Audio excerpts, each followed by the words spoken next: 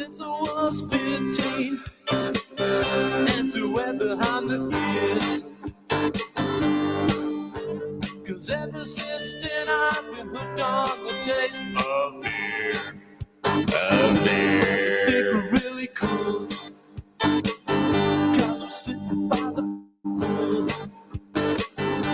with girls all around. Whoa, look what we just found. It's really, really cold, this last feeling is, but we got beer. Got beer. There was a girl from Spain, and Lolita was her name. Rita. The zipper got stuck. Whoa, boys, we're in luck. Big Alberta stuff, we share with a shot. We got beer. Got beer. Glad for beer, I like a lot of beer. From the bottom to the top, I just can't stop with beer. Oh, here comes your part.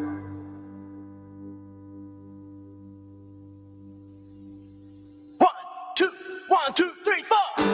Hey, Sean, what's going on out there? Hey, KG.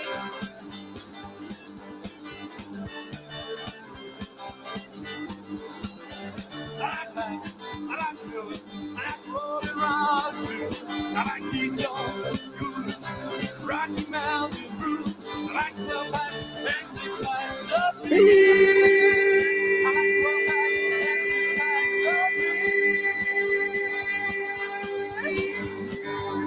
All right, ladies and gentlemen, welcome to another edition of Grizzly and... Hello? Are you there? Hello? I think he froze, ladies and gentlemen. I don't even know if he... Yeah, I think he froze. So it threw me off my game there. So hear me. I can hear you now. It sounds like you almost sound like art. So, but yeah. Are you there? Well, I don't know what's going on with Sportcat, but hey, that ain't nothing but a thing, ladies and gentlemen. He'll be right back. I guarantee you. He'll figure out what's going on. Oh, there. I tell you, we got Gremlin. So welcome to tonight's show. Boy, we got a lineup. So what's been going on this past week? Well, I will tell you, I don't know if you want to believe it or not, but yes, Exorcist, right? That's been in my studio. I had something pick up my backdrop, pick it up in the middle of my live show in the air and tossed it away like somebody got mad, like, ooh, I don't want this in my way, and just tossed it. Then it freaked me out so much. I jumped up and then my books were flying off the shelf. So I'm like, oh, I just like stopped my live feed. So yeah, frozen like my bank account. There we go, Sean. Now that was a good one. Yeah. Yeah, that's a good one. Tiffany, yeah, he will. Absolutely. So what's going out there, everybody? I wanted to say thank you for all the Facebook moderators and admins for letting us go live in La La Land in your groups. We are coast to coast and around the world. Absolutely. It's been a wonderful week, very entertaining week, a very scary week. I've been tossing holy water everywhere in my studio. A psychic told me last night that, don't worry about it. It's just a friendly spirit trying to have some fun. Well, here comes Sportcat. Hello, Sportcat. Can you hear me? Testing. 1, 2, 3. Hello? Hello? Hello, Sportcat. He looks like he's just sitting there, like he's like artificial intelligence. Like, you know what he reminds me of, ladies and gentlemen? What's the name of those two puppets that were up in the balcony, and there was always like, you know, making fun of stuff. What does it say down there? Yeah, he's back in 0 seconds. What was those name of those two puppets on the Muppet Show? Sportcat, can you hear me? Sportcat, you may have to go live off your cell phone if you can hear me. But not Beaker, ladies and gentlemen, but whatever it is. Oh, yeah. Starler and Waldroff, that is correct. Thank you from our guest backstage. I'm sorry I had to use my trifocals. I got promoted 40 years of age. I got promoted straightly into glasses with bifocals. 48, I got promoted again with trifocals. So I'm trying to learn. Well, there goes Sportcat. So I do not know what's going on, ladies and gentlemen. So that's very interesting. So what's going on out there in the world with everybody? I got fingerprints like all over my glasses. So any news out there from the audience? What's going on? Any good news? Any paranormal news? Speaking of paranormal news, I actually, believe this or not, I had to validate this. I have been getting reports of Sasquatch in Michigan and outside of Michigan with tusk.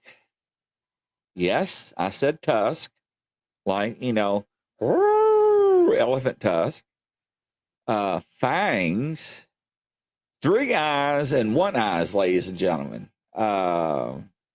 So thank you. I mean, no. So I actually reached out to one of my people, does a co-host with me on another show.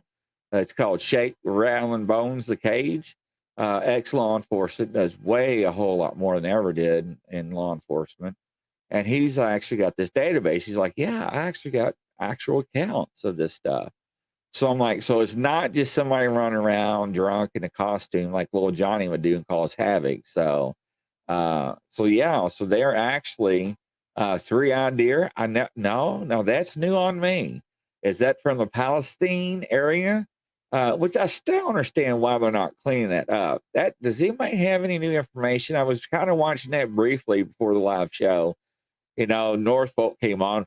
Yeah, we're setting aside so many millions of dollars for future cleanup and old testing and testing of the water whales. And I'm like, hello.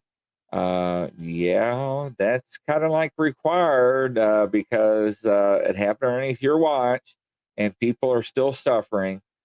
Tiffany Jackson's, we're working on getting Sportcat live. Yeah, do we need a bigger antenna down there in Tennessee? If we do. Somebody help him. I see all my children.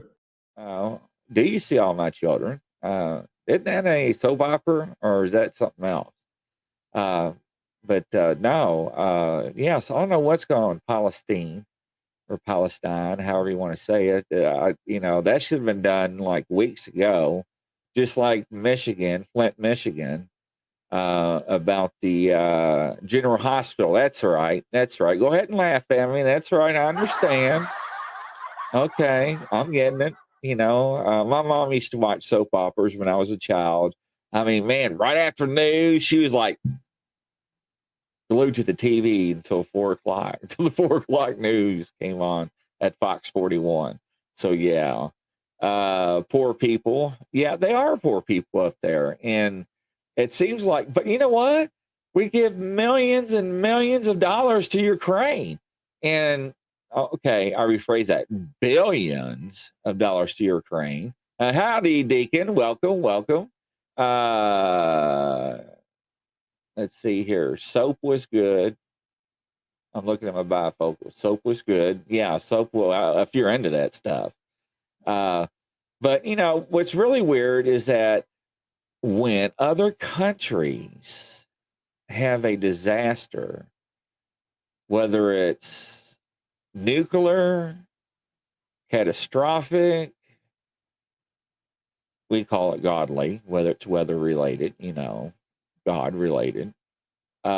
We have cargo ships that are on the runway by the dozens with toilet paper, toothbrushes, water, first aid kits, medicine, bulldozers, pop-up tents, everything. But when something over here all breaks hell and loose, they don't do anything. Yeah, Sean, I agree with you. They don't care about middle Americans.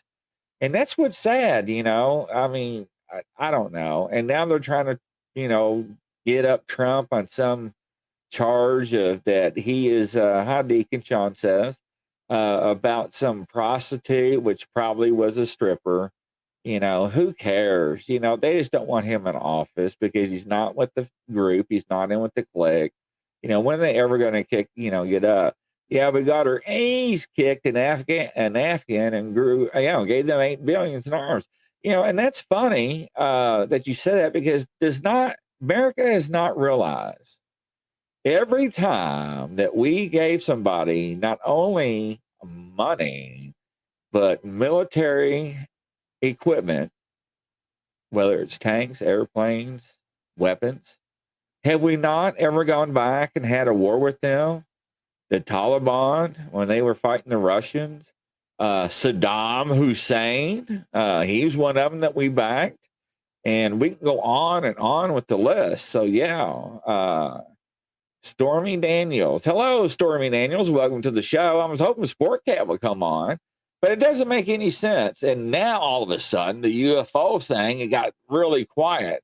So now what is up with that? Okay. So they're not telling us the truth. And we talked about this before. So now, ladies and gentlemen, let's stop and think about this. Yes, I do believe the CIA is behind it. We need to let Ukraine look. Ukraine is so small. Russia can go in and just stomp it and it'll be over. But I think because of the Biden's relationship and homes and how they run their laundry, much I get cut off and banned from Facebook. Yes, I do believe the CIA is behind it. Yeah, go. There we go. That's why we're doing it, but that's my opinion. I don't know nothing. I'm just Grizzly. But I forgot what I was saying. You got me laughing there. Yeah, but, it doesn't make any sense. But, okay, so, yeah, the UFO thing. So here we got something about the size of 3 school buses we covered weeks and weeks ago. And you're trying to tell me that out of all the land, now I hit a button where I'm changing my voice and in tempo, is that, So we seen this thing fly all over America and out there in the country. We could drop it. We could actually take a helicopter and fly right up to it and go and slowly deflate the balloon and let it fall gently to the ground. But the problem is that the government don't want to admit that they were afraid that what was in the balloon or what the balloon was carrying, was it a new virus, Cornelius virus? Why I say the Cornelius is Beavis and Butthead. Ukrainians are controlling this, or yeah, you're right. Arguing. Deacon, Russians is willing to sign a peace treaty. The U.S. of Biden doesn't want Zelensky to do that. Facebook users, they're really tall ones like Norix who fly the big V-shaped ones. That's what I heard. So Sportcat, wave at me when you're ready. EMF devices. Okay, well, are you live? Welcome, Sportcat. Welcome to the show. Let's give him a round of applause. What are we applauding? The fact that I made it to my own show? Yeah. Yeah. It is your show. That's shocking, isn't it? EMF devices. Maybe the last one. I don't know. Serious questions. Yay. Yay. Everybody says he's back. Yay. But, I don't know. It's really weird because, you know, people said when the, ow, that hurt my ears, whatever you're doing. Well, you know, when they Got took me. I down, don't know what I'm doing. yeah, well, when they took down the drone, I said exactly how they did it because they said how they did it. They're like, well, but Grizzly, did you see the actual footage? And I'm like, no, I don't have to see the footage. They told you how they did it. But now, one thing I did not realize, Sportcat, that there was 2 planes involved because the first plane did not succeed to take down the drone. Actually, the first one didn't even fire. No, it didn't fire. It tried to dump gas on it and knock it out of orbit. It's the second plane that knocked gas on it again, or excuse me, not gas, jet fuel, Gas. and hit the propeller. What are you talking about? The balloon? No, I'm talking about our spy drone that the Russian planes hit. Oh, yeah. The fighters always travel in pairs. So, yeah. So I don't know how my audio is. So sounds good. Where do the beans go poop on these long trips? We'll let Sportcat answer that one. I don't even know. I threw my phone. I don't even know where it is. So. Well, don't be throwing that. We need your phone later. So no, we don't. I'm completely over all this. So. Oh, don't worry. We all had bad days. My day was terrible, but I'm here. We're together. So. Well, I'm on Plan Z, which I'm not even prepared for as far as AV equipment. So, I mean, I really tried so hard and tested every piece of equipment, and it failed at the last second. So. Yeah, $34 million in a drone. Sean, what did I switch in mid-story, Grizz? What did I stop and switch? When I saw Sportcat, I got real excited. So yeah, I probably did.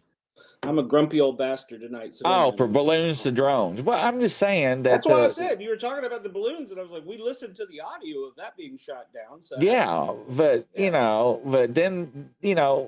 then we talk about Russia, and somebody brought up Russia about not us going to war with Russia because China signed a peace treaty and Biden don't want to, and all this stuff. You know what? The U.S. government, I think, is afraid to step up and say, "The hell with you! You ain't knocking out a drone." Let me tell you something. If Trump was in office, I think we'd already probably be at war launching missiles back and forth. What do you think, Sportcat? I don't think we'd even be involved in this conflict at all, to be perfectly honest. So, or already having to have military planes chaperone civilian aircraft across the Black Sea, the Red Sea, Purple Sea. They're having to do that to protect them from Russia, or China, maybe, I don't know, but so I don't think we'd be involved in this conflict at all. I heard that the beings don't poop; it comes out of their skin. Is that true about the aliens? I don't know. I've never probed one. My Lord. No, we wouldn't. So I'm glad he asked that question. Go ahead and keep talking. I got something for you here in a second. I got to find it first. Oh yeah, Think you can find it? Think you can find it? Is it next to the Got Beer? Just curious. So. I actually played the theme song. I sung it. No, well, I really hate I missed that part of it. Yeah, man, it was pretty good. I found it. I was panicking on that part. I'm live in Knoxville, and I had such ample time to prepare everything, and the laptop failed, and now I can't find the cable for the microphone for the iPad. So you actually sound good, though. Well, that's good because I have no idea. I can't hear myself. So I'm on the iPad on battery, and well, it is what it is. So I'll be a grumpy old man tonight. I do not like to be unprepared for anything or disorganized. And it seems as though we started off in chaos. So when are you not grumpy? Come on, ladies and gentlemen. Well, I'm sorry. I like to be organized and neat, and I had things I was going to talk about, but well, what do you want to talk about? It's your show. No, I'm to the point where I'm just like I'm Plan Z. Well, you know what? Fail me at any minute. Now, after Z, you got ZA, you got Z1, Z2, Z3. You know how trigonomics works, so come on. I got a GED. I don't know anything about no trigonomics. So. Yeah, well, I'm not good at math either. Because luckily, when I took my college classes, I didn't have to take math. No, I did take Well, math, and I passed it, but we I stopped at algebra tested it out 1. of it. Yeah, we stopped at algebra. Actually, no, we stopped at pre-algebra. We just had to know the formulas when I graduated. We did them on stone, so. No, this week has been a chaotic and hectic week. I'm in Knoxville, in case nobody can tell. On stone. Wow. Guess I'm gonna have to go take another blood pressure pill. And so I've been here taking care of things and trying to get organized and plan for the show. And like I said, everything failed because I got to test it out and run all my equipment like I wanted to, and didn't work. So oh well. I don't know. There's Bass Pro in town doing a big tournament this weekend in Knoxville. So, we get ready for spring. What was that beep? I thought it was on your end. Well, I don't even know how to push a button on this thing. So, they're in town, so spring is here. So we'll get ready to go here soon with the spring sports. The summer sports will be kicking off. We're in the height of March Madness, so the good comic book movies are fixing to come out. So I saw there's quite a few new ones of those. Deacon hasn't taken me out to see Cocaine Bear while I'm here yet. I'm kind of upset about Don't that. waste your monies, ladies and gentlemen. I was very disappointed. Yeah, do not waste your money. It's nothing like the trailer cracked it up to be. Oh, I'm by. Yeah, so people don't do us any favors. She's pissed. Oh, Chin and Ho King Ping Pong long off. Yep, I believe that. Glenn's volume is very low. Sounds good on my end. So can you get a little closer? Michelle says, or Michael. Yeah, Michael. I don't know why I do that every time to you. Woo! Says that you need a hug. Tiffany says he had a great dinner. What did you have for dinner? I did have a steak dinner. It was a wonderful dinner. So yeah. Really? Yeah, I did. What'd you have with it? Well, it's the typical steak and tater meal that you have in the South. So we had steak, tater, salad. It was a great meal. So. Emotional damage. Yeah, we got to get you fixed. I did ask him about it. It's funny because why am I getting all these pop-up? I got special software for that. So somebody just said 2B plus 2A equals. I'm not going to answer that because I probably screw it up. Pick a topic because, like them little aliens, I got to poop. I mean, what in the world is I don't know. They are stuck on aliens in number 2 for some reason. I don't know. Deacon, I was thinking about the same time you said that, Glenn. Hello, Michael. Geez, I know. Wow, but yeah, so unbelievable, man. So yeah. I don't know. So what other topics did you want to talk about? Well, I've totally lost them all by now, so I don't even remember them. We're just gonna have to wing it, and we got our guest tonight. She's gonna provide us with a lot of entertainment, I hope. I've been real excited about this show. I wish that this had worked out better on my end. I mean, to get the kinks out, but what do you mean you don't have nothing to talk about? I have nothing to talk about. Maybe my phone's over there. I hear something, feel something vibrating. So. What the hell? Oh my God! No way! Whoa. I can't do that. Yeah, there's no way. He has nothing to talk about, ladies and gentlemen. Because he actually he kills me at night. And yes, I'm sorry, Brenda, if you are watching. I did fall asleep last night. So, with all the activity. So, ladies and gentlemen, with all the activity in my studio last night, one of our followers and big fans, Brenda, we was talking last night. And I was really tired. And I went and got my REM pod out and see if I can make any communications with any spirits in the studio because of what was going on. Oh, brother, you want to play? I got it. I got mine. I'm afraid to stand up. I'll probably fall and knock something over. I got a couple right above my head. So anyways, I got my REM pod out and I was like, I got to put new batteries in it. and it had to have a screwdriver. Well, lo and behold, there's a screwdriver on top of one of my cabinets, just laying there, and it fit.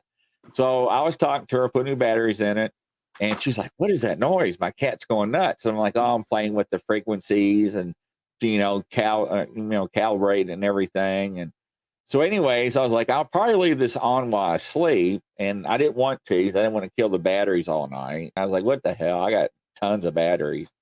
So I fell asleep on the phone with her and didn't realize it. And then in the middle of the night, this thing starts screaming and whistling, and I mean, like going off like fire alarms. And I fell off this Chase lounge in my studio, and I hit my head on one of the cabinets.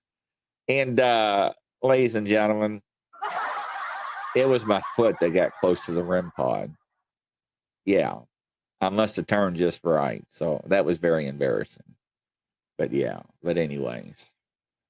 So, yeah, see, man, you got to have a backup system like I do. So when you go places, you can just be like, voila, and be ready to go. Especially when you go out in the woods or the cemeteries. So, what else has been going on with you? I know you've been staying busy. Testing. Well, I guess he doesn't care anymore, and he's just doing his own thing. So We do not care. Yeah.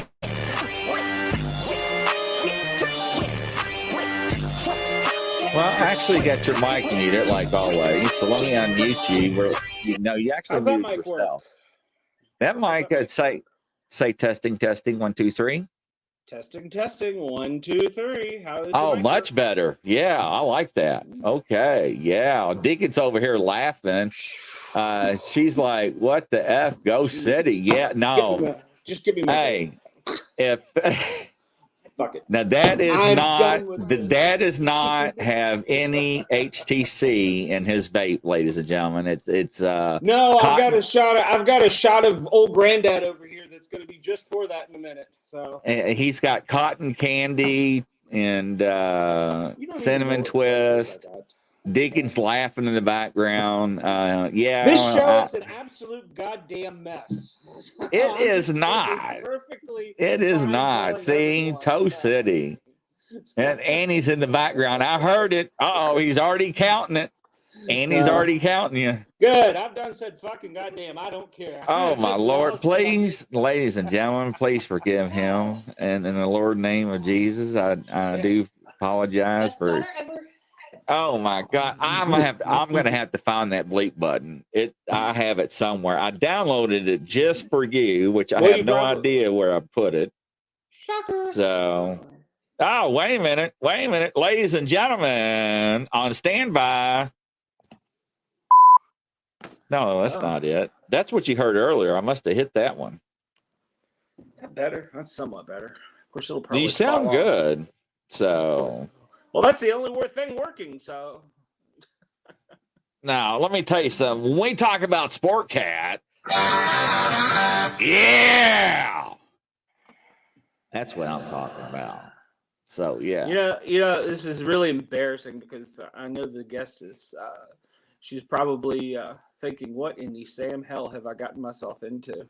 And I'm kind of wondering the same thing. Probably. So she's probably like, "Why did that guy contact me? He's some kind of idiot or something." And so she probably already did a reading on us. Is like, I don't know if I'm gonna do it.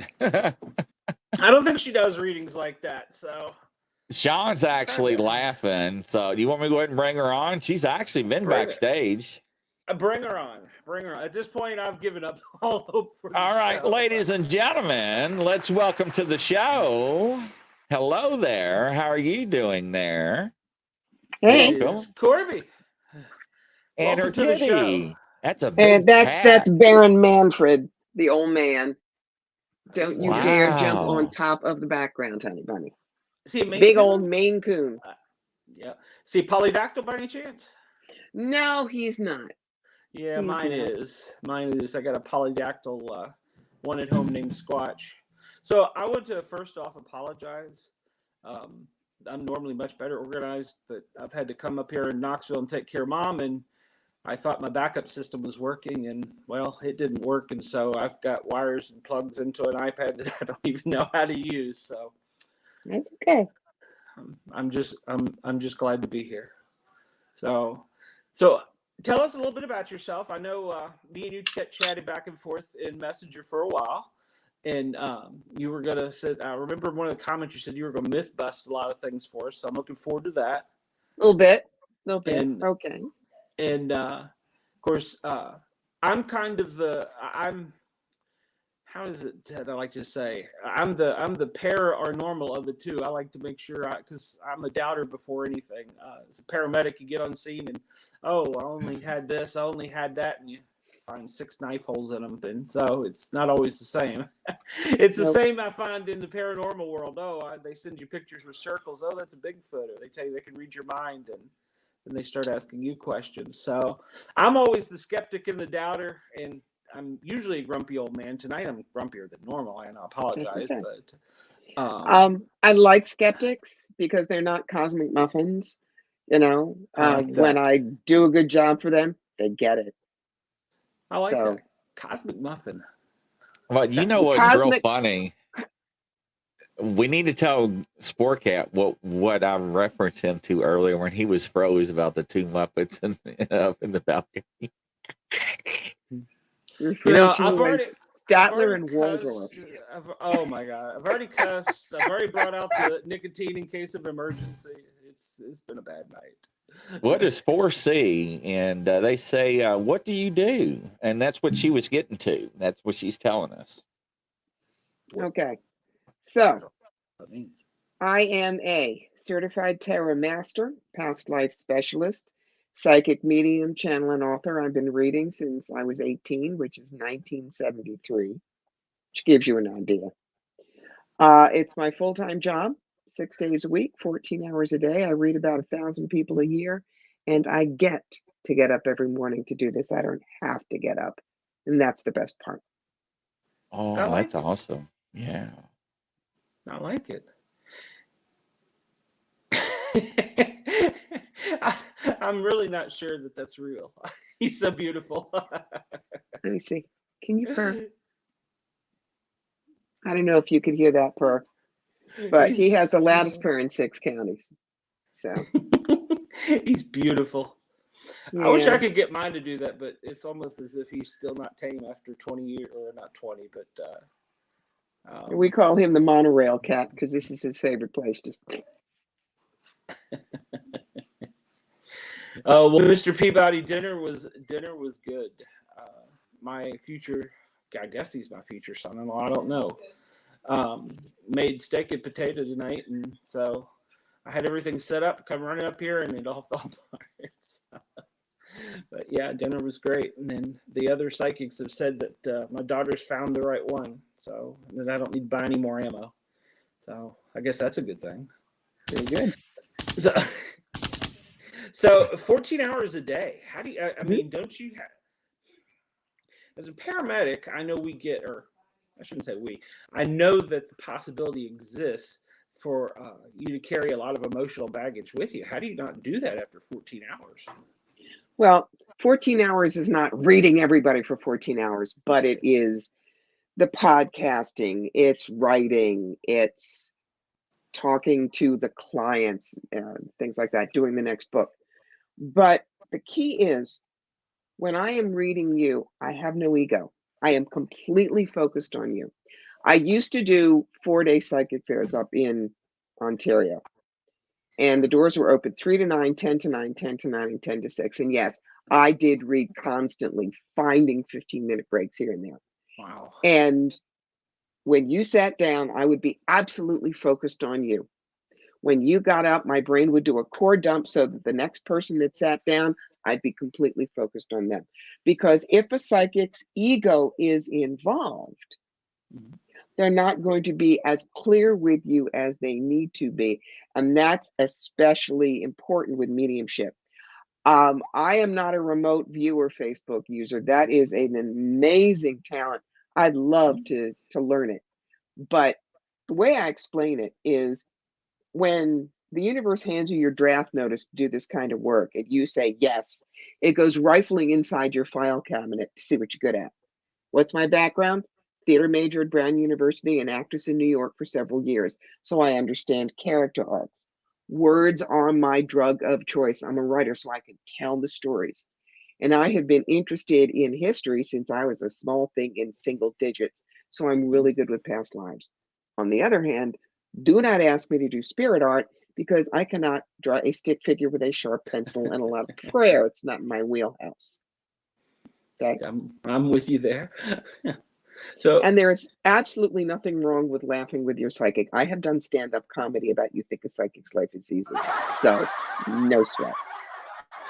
That's what I was thinking with trying to do all that. You have to have an outlet or a release of something. So, because it gets paramedicine, it gets to you after even in a 24-hour shift. We weren't on calls for 24 hours, but those whatever you got 16 calls, an hour and a half on each one. You're like you said, you're focused on each one. So you do that. I like that. So, I guess like a doctor's office, you have a practice? Is that what it's called? I mean, I don't know. I guess I got office hours. I do refer to myself as a general practitioner. There are some people, they only do dead people. They're only mediums, or they only do spirit art. People come to me for 4 things: the everyday tour bus, house, car, job, kids. Okay, God, you put me here. What the hell? Who was I in 1642 Belgium? I want to speak to my spirit guide Binky and how's dead Aunt Mabel. That's what they do. And so when you sit down with me, I will say to you, what is the most important thing you want to walk out of here knowing? And if you go blank on me, I'll go Brooklyn on you and go, darling, what's biting your butt? Because everybody knows that. And the reason I do that is so that I don't waste time telling you a bunch of hoorah you don't care about, and I never get to this. So for instance, if you said, want to know about my career, I'd say, great. You want to change jobs, stay where you are, or open your own place. Why? Because each one has a different multiple tarot card spread. If you said, I want to open up my own broadcasting studio, I would not flip 3 cards and say, wait until October and fire the second redhead. What's that? It would be a card for you, a card for any partners that you have, a card for the energy around the business, the brick and mortar location, how to market it, clients, competition, staff, finances, what you need to know, and best possible outcome. She's and right. If you say, is my business going to be successful? I will look at you over my glasses, like, Sister Mary Elephant, and say, and what if I said, no, you're going to lose everything and live in a box under a bridge? Wrong question. You ask what empowers me. How do I make it work? That's when we are intuitive counselors, not fortune tellers. Because if you just say to somebody unscrupulous, is my business going to be successful? They'll go, oh no, you have a family curse. How many in your family? 4? You have a dog? $50 every family member, $25 for a dog, he's small, we fix. And there you are, spending thousands of dollars and coming back because you're afraid you're going to be cursed. She's right. Wrong. Wow. I never thought of it that way, but I like that. I like that a lot. And it I don't want to say cuts down the chit chat, because I'm sure there's got to be some, but there's some, but I am fast. One of my buddies, who's also a very good medium, her name is Bernadette Carter King, says she has never seen anybody flip those cards as fast as I do. But when you've used them for so long, it's instant. And the cards are not always the same. There's one card, it's the 3 of Pentacles, and it's usually a church building, and it talks about mastery or long-term positions or whatever. But in Canada, I looked at that card, looked at the couple in front of me, and what came out of the mouth was, I think there's a deconsecrated or abandoned church, and you're supposed to open up a cafe bakery there. And I'm thinking, they're thinking I'm nuts. And they look at each other and look at me, and they say, oh yeah, we know which one. We've been arguing for 2 years. That spirit going, tell them. Wow. So where do you, obviously there's some mastery of learning how to read the cards and things, but where do you get I know I practice remote viewing, and which is terrifically cool. We call it I shouldn't say we, the group that taught me calls it the matrix that you basically tap into to get your data. Is it similar to that, how you get the data? Or Because you keep saying spirit guides, and I'm not sure I understand. Okay, it's upstairs. All right, people say, don't all cards have the same meaning? They're doorways. Okay. For instance, why are past lives important? Let's look at that. If you're a janitor in Des Moines and all of a sudden you found out you were Napoleon Bonaparte, are you really going to want to mop the floor? No, that's not useful. But people come to me when they have an obsession, a phobia, a place, or a person. They do not understand why they're important. Example, there was a woman who came to me and said, my son's 29. Won't do anything without checking with me first. Won't even live more than a mile from me. This is not right. What's going on? And so I went upstairs. Took me about a minute, and I said, okay, this is 1944, Utah Beach. I'm seeing D-Day. Your son is one of the soldiers on the beach. A lot of shrapnel in the leg. It's a pretty bad wound. You are his commanding officer, and you're scrambling over the dune. You drag him into safety. You take some shrapnel too, but you both live. And I opened my eyes, and she's very pale, and she says, can you see my rank? I said, oh, yeah, you were sergeant. She goes, he's called me Sarge since he was 3 years old, and we never knew where that came from. Wow. That's where it's helpful. That is very helpful. Wow. And so I know last night we were talking, well, actually I kind of joined in. They were talking about entanglement, how we're all entangled together, even with past lives. And I haven't still got a grasp on that yet about how that works. But I don't know that we're supposed to be honest. But I'm starting to come to the belief that, yeah, there is probably more than one life, I guess. Do you really think we're smart enough to get it all learned in one Sportcat? I mean, cut your break. I can't figure out an iPad. So the way, and a lot of people come to me and say, we can't have past lives. The Bible says we only live once. And I go, and you're right too, because it is the soul that comes down again and again and again. Grizzly, Sportcat, Corby, we are one and done. We are a particular recipe that gets used and then hung up in the closet. And for people that don't get that, I use the example of Matt Smith. Matt was the 11th Doctor on Doctor Who. He was my doctor. But when he was done with the bow tie and the two short pants, he hung that up, and then he was Prince Philip on the first 2 seasons of The Crown.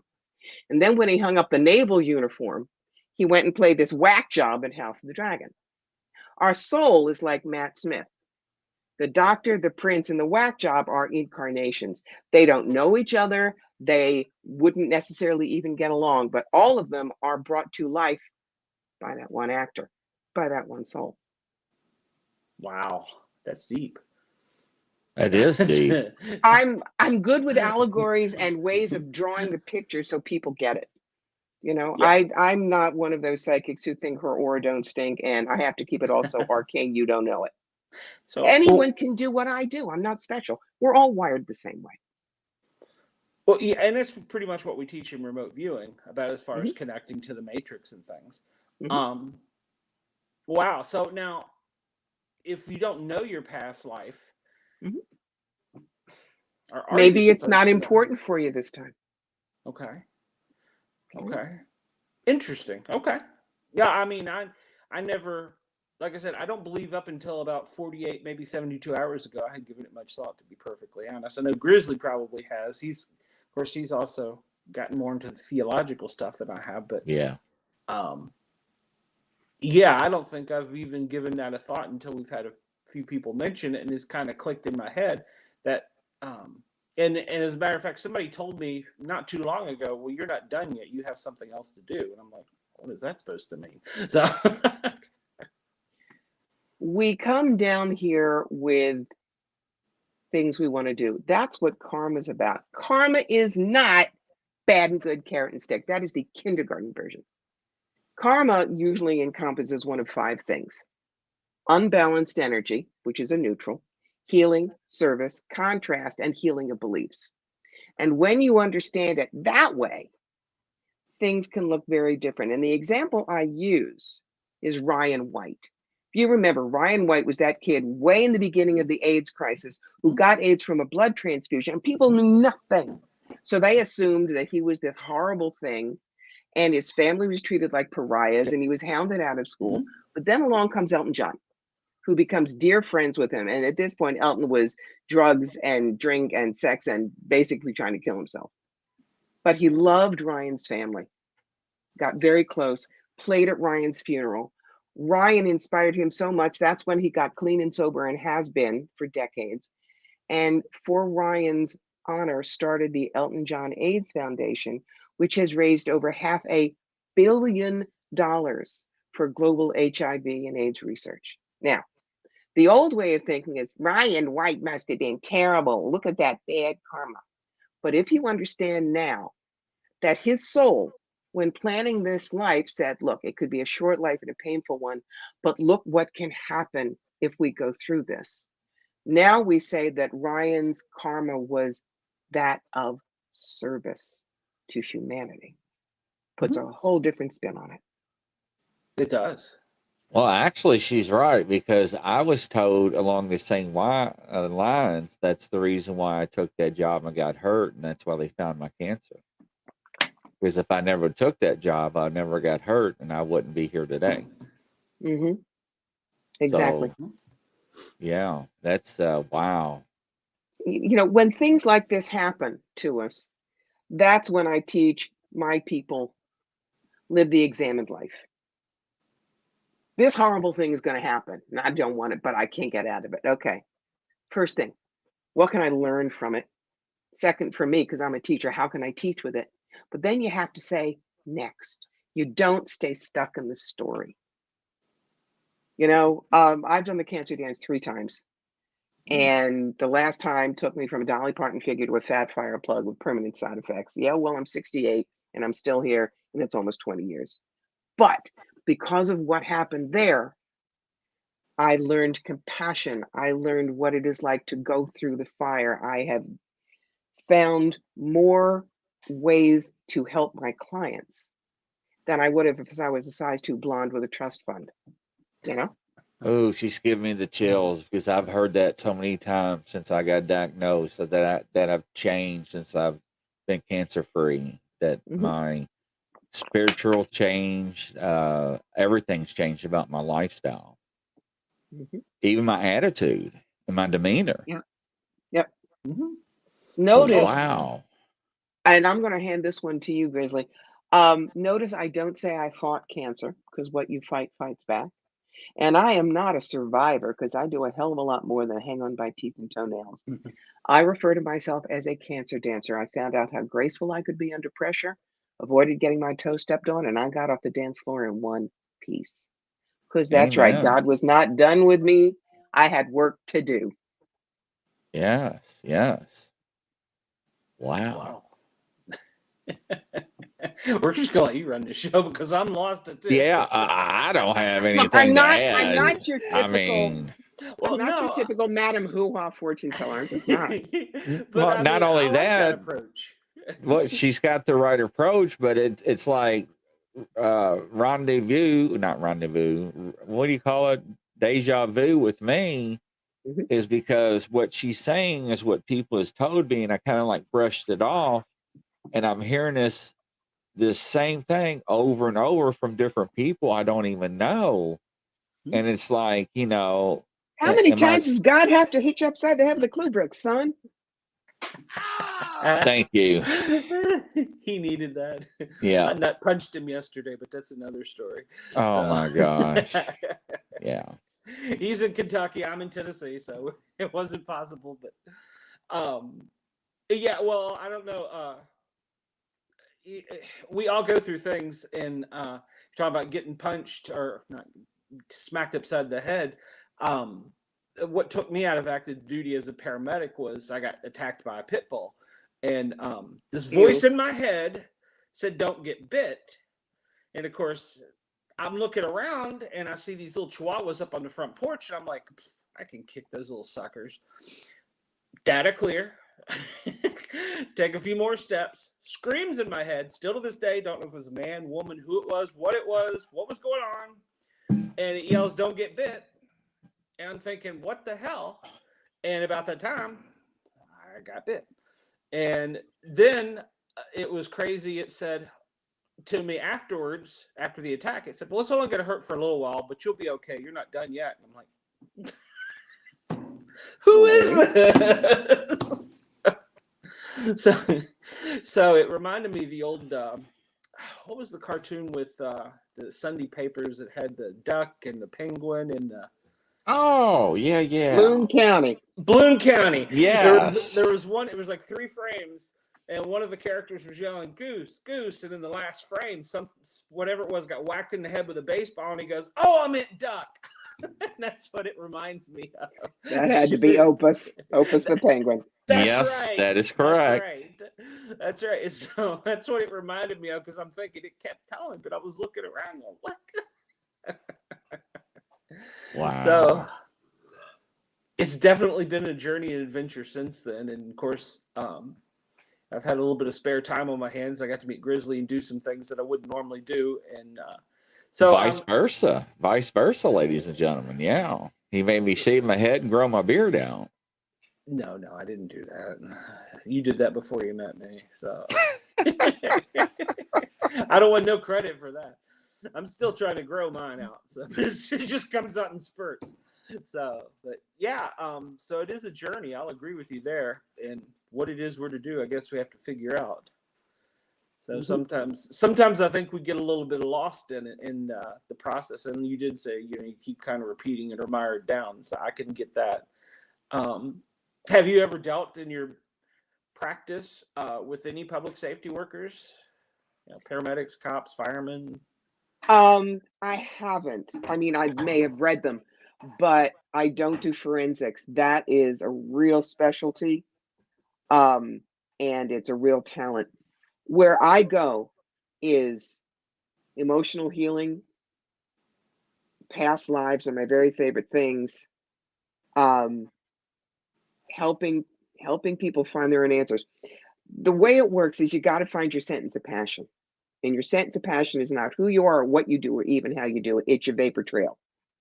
When you go skidding into heaven on bald tires and fumes in the tank and God hands you a beer and says, so, you go, I did this. Isn't it cool? Now, my sentence of passion is cross the bridge from fear to fearlessness and fly. When I can take somebody from point A to point B when they thought they couldn't make it, whack them on their shoulder and say, here are your wings. You don't need your flight plan. I am living my bliss. And I've done it not only as a psychic, but an actress, an author, an inspirational speaker, a video producer, a legal assistant, a writer for the graphic novel series ElfQuest. You name it. That's where it's always been. So that's why I love working with people and helping them grab hold of where their trauma is, grab hold of what they're afraid to do, and show them you can do this. And basically help them break their lives open. That's great. That's great. You should be a psychiatrist. I'm a reverend. Same thing. I guess that's true. So, see, we do have something in common, ladies and gentlemen. I'm a reverend too. She's much prettier. Yeah, I don't know about that. She's very attractive, yes, ladies and gentlemen. But I'm sexy as well, so. I heard crickets on that one. Yeah, we're both in there. Is there a guy in the corner down there? So you made me lose my train. Oh, yeah. So you've written several books, if I recall. Yep. 3 of them so far. Working on the 4th. Wow. So where do you find the time? Remember, words are my drug of choice. I have to write. And it's not fiction. It's nonfiction. It's what I've learned and I pass it on. So I like that. I like that a lot. So you said you did stand up as well, or did you? Yeah. Stand up. Okay. Yeah. Right. Yeah. I have done stand up on You Think It's Psychic's Life is Easy, because it ain't like you see on Bewitched, and it ain't like you see on The Marvelous Mrs. Maisel either. It's just nuts. Things like romance is a big thing. And then you get the ones who have to have the answers when they come to things like, does Bruce love me? No. Well, is he gonna love me? Not the way you want.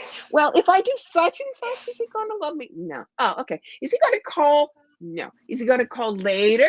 No. Well, and they beat on you until they're hoping that you say, yes, Yes, he loves you and he wants 7 babies with you, but he just doesn't know it yet. Oh, good, I thought so. Don't do Oh, this. wow. Don't do this. And the ones who try to see what they can get out of it, things like, well, you're not doing anything right now. Why don't you read me for half price? Or can me and my Oh, girlfriend come? Can me and my girlfriend come in for readings, but you only charge us for one? Or why don't you give me a free reading, and if you're good, I'll bring all my friends. Or, I really like a reading, but I can't afford it. And they stop and they stare at you. And my favorite one, oh, God says you're supposed to, it's a God gift. You should do it for free. And if you don't, you're not spiritual.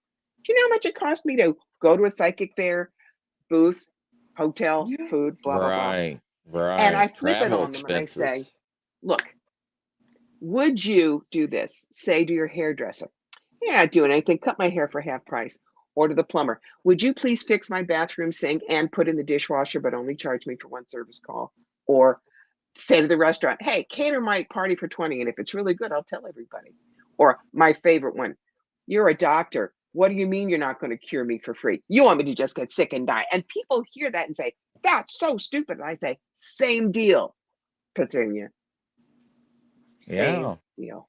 Yeah. So Deacon wants to know, where are your Manfred, books what are you doing? available, and where is your stand-up set available online as well? The stand-up set is not available online. I did that on a bet once, and people did not think I was going to be able to do it. But they had forgotten I was a theater major, and so it was like that.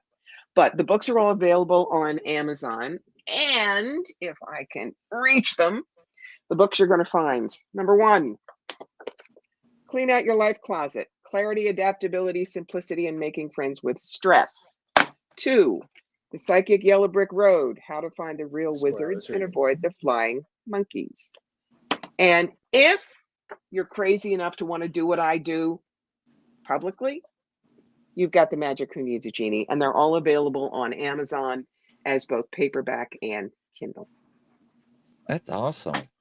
Now, if they want to get one that's autographed from you, how do they achieve that goal? Well, you have to order either Life Closet or Yellow Brick Road by paperback, since I have them. But you've got The Magic as print on demand through Amazon, so that I can't do. But the other two, absolutely. Happy to autograph it for you. Okay, great. Because that's a lot of questions I usually get. I want my book autographed. So, yeah, Sure. that's awesome. Well, there goes my Amazon account again, Sportcat. Well, I had already been looking at the Yellow Brick Road one, so I've got 2 I'm in the middle of right now, so it'll probably be right after that one. So is that the good one to start on, or should I start on the other one first? That was going to be a question. No, it depends on what you're interested in. If you just want to know about the psychic stuff, Yellow Brick Road is the one. I wrote Life Closet to be different from all the other self-help stuff out there. I mean, I remember the very first self-help book I bought in 1968, and I remember the first paragraph. Judy has a groovy wardrobe. Remember, this is the 60s. Her makeup is fab and her hair is far out. But nobody likes Judy because Judy's fat. Right in that one paragraph, all the teenagers of my generation were told, you are worthless unless you look exactly the way we tell you. Wow. And that's how self-help books have done so much damage over the years. One of them that I was reading when I was planning my own said you should get up every morning 2 hours early to do yoga and avoid food with leptin. If you are a single mom with 2 kids and holding down a job in Milwaukee, you're not going to do that. I don't even know what a Lipton is. So. It's one of those things like gluten in food. It's one of those. Yes, that is correct. On the other hand, at the end of each chapter of my book are the adventure pages where you have to look at your own life to answer it. You can't find it in the book. What to do with stuff when you've lightened your load. Where will it be easiest to lighten your load? Why? Do you panic or feel relieved at the thought of getting rid of a lot of stuff? Why? You see, so you have to look at your own life because that's where your answers are. I've lived mine, you've lived yours. I can give you some thoughts, but you have to make them work. You make the path, yeah. Mm-hmm. Yeah, absolutely. I agree. Yeah. And I think it was actually in one of your things I was reading about. You talk about you help them find. You're like their GPS. That's right. It was. You were like their Guide to GPS. Psychic Services. Yes. Yes. GPS. Yes. You were like the GPS, and I like that because, well, people could, like you said, come to you and want to be led or want you to lead, but it's really up to you to kind of. And I'm not going to take their free will. It's all about here are your opportunities and how to grab them. Here's the tough stuff. Here's how to get through it or around it. Here's your toolbox. Go rock and roll. I hand you the toolbox. I'm not the repairman. That makes sense. Yeah. Well, it's also, and I think the future is not cast, or at least I don't think it is. And so if I do something that you tell me to do, it might not be what I would normally do. And so I think you can alter it. And I mean, that's also part of quantum mechanics a little bit too, watched pot.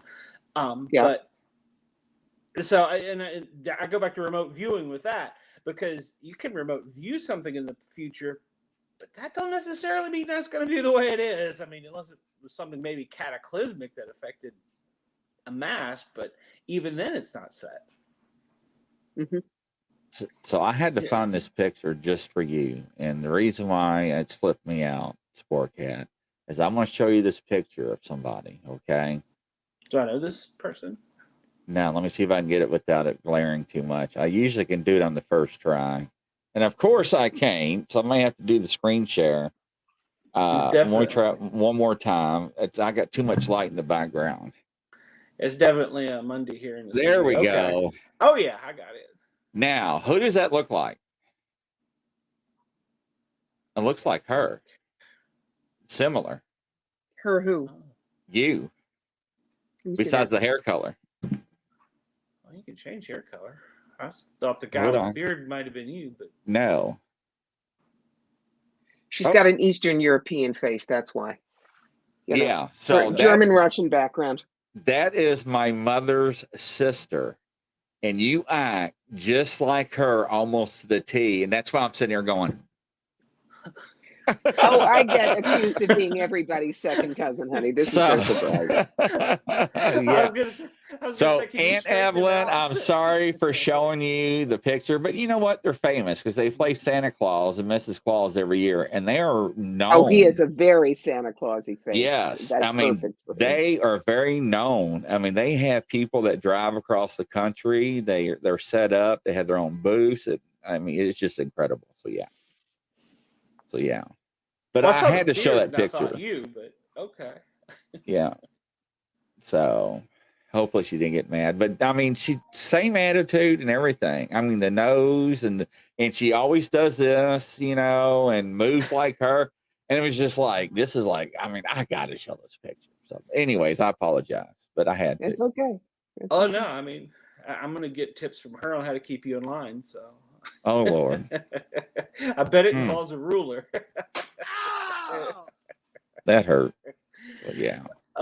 So in our past lives, let's say, well, like, I'll just use me because, I know me, but I'm a paramedic. Does that mean in the past life I was something in medicine, or was that, how does that, or is it, we can bring certain qualities time and time again, but it doesn't mean that we will be in the same career. For instance, 100 years ago, I was a pilot in World War I. In this life, I came in with a vertigo, so I can't repeat that life. I can't get a pilot's license. Oh, wow. But this soul always tends to be the one everybody comes to. If you will, it's priestly energy. Even 100 years ago, when I was a squadron captain, they'd come to me and say, "Lieutenant, can I talk to you?" And they would just sit, and people to this day, even if they don't know what I do, they just start talking. And then I go, "Geez, I don't talk about this with anybody." I go, "It usually happens. Keep going." It's who we are. So your being a paramedic may mean you're someone who is always there for others. It may mean you have an interest in science. It may mean that, remember, unbalanced energy, that a paramedic type or an EMT saved you in 1920 when you were in a fire in Manhattan. We don't know. And in order to say thank you, gratitude, and pay back that energy, you came in as the EMT this time. I just said he never can make the law enforcement side. That's what I always said. So, No, I'd be in jail and shoot somebody. My temper. Oh, well, so how did you find out? You said you were a pilot 100 years ago. Mhm. How did you find this out? It kind of hit me upside the head. There's a flying museum in upstate New York, in Rhinebeck. And at this point, this is 91, I knew nothing about World War I, terrified of Germans, zip. But I went there with an old boyfriend who wanted to see the planes, and I had no interest. Well, the French planes went, and the English planes, and the American planes. But all of a sudden, an Albatross D5 took off, followed by a Fokker triplane. And it was like there was this soundless crash in my head and my guts. And my eyes were glued on them. And the two thoughts in my brain were, there's a story behind that. And I flew that one. Overnight, I wanted to learn everything I could about World War I. I needed to learn to speak German. I would look at some of the World War I German pilots, and I knew that one, and I hated that one, and that was my best friend. Because remember, this is not World War II Hitler. This is World War I Snoopy and the Red Baron stuff. That's why the red and white cat's named Manfred. And a friend of mine said, have you noticed any change in your behavior in the past week? And I hadn't tweaked. But then I had a past life regression done. And I saw who I was, didn't recognize him at that point, but it felt absolutely right. A few weeks later, I found his face in a book of German pilots. And when people look at that face and mine, they say, oh my God, is that your grandfather? You look so much like him. Wow. So you don't do past life regressions, or do you? There's a difference between regression and retrieval, and that's a big difference, and it's important that the listeners know. Past life regression, where you were hypnotized and sent up to the Akashic to do the wandering around, must only be done by a certified hypnotherapist. Why?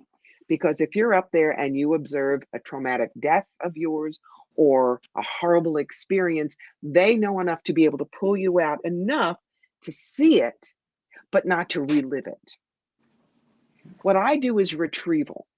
That's when you say, this thing happened, why? And I'm the one who goes up into the Akashic and pulls down the book and says, read chapter 2. You get the information, but you don't have to go do it. Another example of that, I was lecturing at Lilydale, which is a very famous spiritualist community in Western New York. And a woman with butch short hair raised her hand and said, can you tell me why I'm afraid of getting wet hair in my face? I mean, one strand and I can't breathe. And again, said, okay. 5-syllable answer, Lusitania in 1915. You were on the ship when it was torpedoed by the Germans. You had not bobbed your hair yet the way it was stylish. You still had the big Edwardian mop, so that when you went over, a lot more hair was there to take on water. Plus debris kept getting caught in your hair and pulled you down and you drowned. And I opened my eyes and she says, is that why I'm afraid to go on a cruise? I said, probably. Wow. But she hadn't said that. That's when a past life can help, because it's not going to happen again. So maybe now she'll be able to go on that cruise that she's wanted to go on, but has been always afraid. Wow. I'm left speechless on that. So now I remember also you were talking about you like to have your clients come in and you like to sit down and talk with them, and or I guess talk, but get to know them. How do you get the connection between the two? Like, let's say you're sitting face to face with somebody. Is it a physical, spiritual? Look, if I could only read you when I'm looking at you, how do you know I'm not reading your body language? I can read people over the phone. Easy. Energy is energy. What does Grizzly say? There you go, ladies and gentlemen. Well, that's true. Yeah. What? Go ahead. Oh no, I was just trying to figure out, how to get the radio frequency, the connection. So I'm still trying to put a science to it. So, but you say that you can basically reach into the matrix and say, okay, well, Billy Bob here, he was this and this. Okay. What I do is I open up and I let their guides tell me what they need to know. But again, remember what I said about the universe rifles through our file cabinet. Mhm. You could show another person who also does past life retrieval the same vision that I have. And they could look at that picture and go, well, it's a big hat, a long skirt, and you're in front of something really ornate. So it's somewhere in Europe and it's old fashioned. I could see the exact same thing and go, she's in a hobble skirt, that's a picture hat, that kind of ostrich feather, and she's in front of the Brandenburg Gate. So this is Berlin in 1911 or 12. Which one's going to give you more information? But again, it's because Spirit knows I've already got those gears oiled and running. Mm-hmm. Mm-hmm. I can't draw. Don't make me do spirit art. I don't do psychometry. Why? I have a slight benign tremor in my hand, kind of like Katharine Hepburn did. So I couldn't trust whether I'm really getting a yes or a no or my hand shaking. So I don't use that tool. Okay. I do what I love. It's, for instance, yes, I read tarot. I also read oracle cards, and I use 8 decks. Wow. Now, but one of the things that I teach people, if you're going to read for kids, if you're going to read in a psychic venue, you absolutely have to have a separate deck, and I'm going to show you why. Little Muffin is on her mommy's lap, and I'm trying to read her mom, and Muffin keeps going, want a card, want a card, want a card, and her mother says, geez, will you please let Muffin pull a card, because otherwise she's not going to leave us alone. And so all of a sudden, Muffin pulls a card. What am I going to do? Look, Muffin, death. Now, what you do? Wow. Yeah. Yeah. All right, ladies and gentlemen. That'd be this guy. I have a deck that's called Cat Wisdom, and it has little kitties and simple things and nice pictures, and Muffin can pull from this deck. And I tell Muffin what it means, and Muffin is happy, and then we go back to the serious stuff. See, that's part of what you learn in my book, You've Got the Magic. These are things that aren't commonly taught, but I did it for so long. The other thing, I have something called Corby Gets Candid. One of the things that I talk about in the back of the book, it's important that you have a sign-in sheet where people write their name and their birthday and their email, and is it their first time? And they have to write it. Why? Because about 15 years ago, I was doing a show in London, Ontario, and I read a young man who did not like what I told him. And the next day there was an anonymous death threat on my table, but it had handwriting. Pulled that, pulled my sign-in sheet, Handwriting matched analysis. it up. No, I just matched it up and handed it off to the Ontario police. Wow. Just because this is wonderful, exciting, metaphysical work doesn't mean everybody is love, light, and unicorn farts, guys. Sure. No, you're There are right. You're problems, absolutely right. and you Yeah. have to protect yourself. Sure. Well, and I'm sure, well, I would guess you've probably seen some bad things that are going to happen to some people, so they're not going to want to hear that. I mean, Well, I don't say bad things. Remember, I said, here are your challenges. Let's take, does Bruce love me? And I do Bitsy, Bruce, the relationship, what she needs to know, and best possible outcome. If she still goes, I don't know what to do, I pull the 3 threes. 3 cards for status quo. You just bumble along. 3 cards for the come to Jesus meeting and you do serious counseling, and 3 cards for the hostile bye-bye. It's been nice. Now, I may see the Beetlejuice sign over the leave the idiot, but I have to keep it zipped and let her free will make the decision. And she may say, I guess I'll just stick it out. That's her choice. The only time I don't do that is if she tells me she's battered, gaslit, afraid. Then the reader's turban comes off, the reverend collar goes on, and I counsel her on how to get out and get safe. Now, would you explain to the audience what gaslit means, please? Yes, gaslit is from an old movie called Gaslight, which is where a woman and a man had a relationship and he kept convincing her that she was wrong, she didn't understand, and basically making her go nuts. So if you are gaslit, it means that you said this, but they say, oh, no, you didn't. Or why did you hurt me? Oh, I didn't hurt you, you tripped. And basically making you not even believe what you know. It's a Yeah. very dangerous situation, and it's what predators use. Yeah, and I usually heard that a lot from women on domestic calls and stuff, and we would say gaslit to each other, and a lot of people didn't know what that meant. You know, to normal people. So, but we were trained to recognize certain signs and phrases, and that's why, ladies and gentlemen, anytime there's a disturbance in a home, that's why the law enforcement personnel segregates everybody so they can't see or hear each other, so the women or woman or man can talk to us by themselves and speak freely. So I just want to let everybody know what she was referring to. Thank you, ma'am. No problem.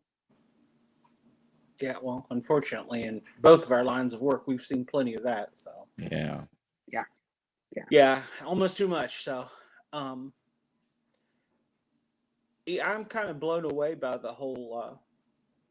So you say you see it? Do you see it like a flash? Do you see? I mean, I know in Which remote it are viewing, we talking about? We've had so many its tonight. That's true. That's true. I should be more specific. When somebody asks you a question specific and you go up to, you say upstairs, or I say go to the matrix, a lot of times we're interpreting what we're putting on pen and paper, or if you get into it deep enough, and I don't understand how your mind gets there yet. I haven't quite figured that out. But do you actually see it?